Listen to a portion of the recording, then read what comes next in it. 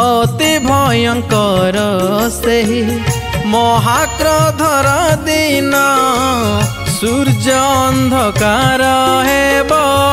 चंद्र रक्तमय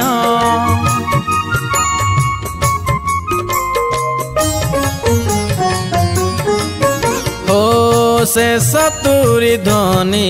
हेब पृथ्वी कंपी उठिब जेते सब मृत लोक हेबे पुणी जीवित जीवन पुस्तके जार नाम लेखन मिलिब चिरदिन पाई सत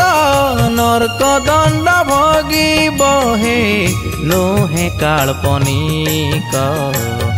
एहा ही सत्य दुर्भिक्ष पड़ी आजी अनुजोग वाक्यर प्रचार चले